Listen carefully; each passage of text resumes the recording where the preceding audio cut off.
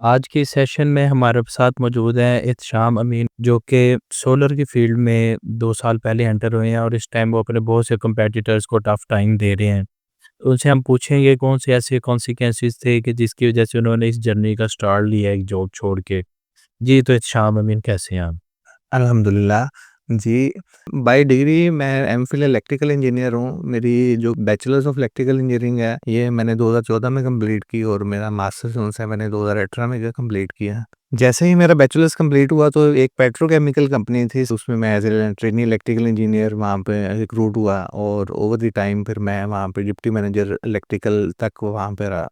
फिर करना क्या ऐसा हुआ कि मैं प्रमोट होता गया। एक हमने नया प्लांट लगवाया, एक स्पिनिंग मिल थी उसका, इलेक्ट्रिकल पावर हाउस का। फिर उसके बाद कुछ मुल्क के हालात ऐसे हुए, कोरोना के बाद मुल्क के हालात डाउन हुए और कुछ ओनर्स की मिस्टेक्स की वजह से हमारा वो यूनिट बंद हो गया। तो जब यूनिट बंद हुआ तो उस प्लांट के लगाने में, इरेक्शन में मैंने बहुत मेहनत की थी। तो और मैंने देखा कि एक प्लांट जिसको मैंने स्टार्टअप से लगाया, यानी पहली जो सिविल की राउट भर रही थी प्लांट की, वहाँ से भर के उस प्लांट को ऑपरेशन में लाने तक और उस प्लांट से प्रोडक्शन लेके मार्केट में एंड क्वालिटी सेल करने तक हमने ओनर्स को लाखों और मिलियन रुपीस का फ़ायदा पहुँचाया।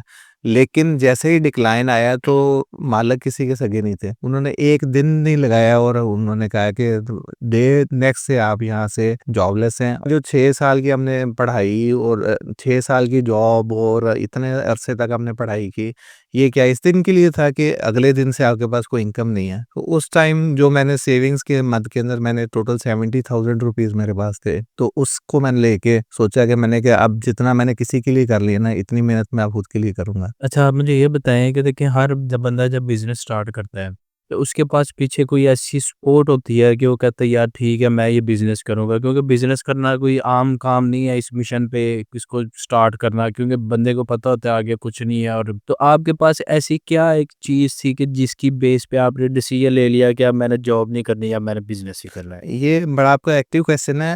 ऐसे है कि जब मैं ड्यूरिंग जॉब में भी था ना, तो हमारी जो जॉब में फील्ड थी वो इलेक्ट्रिकल और पावर हाउस की थी। पावर हाउस में यूजुअली जेनसेट्स लगे होते हैं, वहाँ पे जनरेशन हो रही होती है और इलेक्ट्रिकल तो एक वर्सटाइल फील्ड है, ये हर कोई भी इंडस्ट्री है वहाँ पे होगी। उसके साथ-साथ सोलर की एक जो फील्ड थी, ये साथ-साथ इवॉल्व हो रही थी। तो जब हम इलेक्ट्रिकल की फील्ड है तो ये दोनों इलेक्ट्रिकल की फील्ड और सोलर की फील्ड आपस में कोरिलेट कर दी हैं। तो इसमें भी मेरा इंटरेस्ट पैदा हुआ। एक चैनल है यूट्यूब पे स्मार्ट सोलर, उनकी वीडियोस अक्सर देखा करता था। वो उनकी वीडियोस काफ़ी इन्फॉर्मेटिव भी होती थी, तो वहाँ से मुझे एक आइडिया आया कि अगर मैं भी इवॉल्व होती हुई फील्ड में घुसूँगा ना, तो इसके अंदर एक तो मेरा लर्निंग के चांस है और साथ एक फाइनेंशियल एस्पेक्ट भी है, क्योंकि सबके साथ अल्लाह ने पेड़ लगाया है, तो आपको फाइनेंशियल एस्पेक्ट लाज़मी देखना है। तो जब भी ये मेरी जॉब खत्म हुई तो मुझे लगा कि और मुझे इसके अलावा कुछ नहीं पता था। एक चीज़ पता थी कि सोलर की फील्ड में, इवॉल्व होती फील्ड में मुझे जाना है।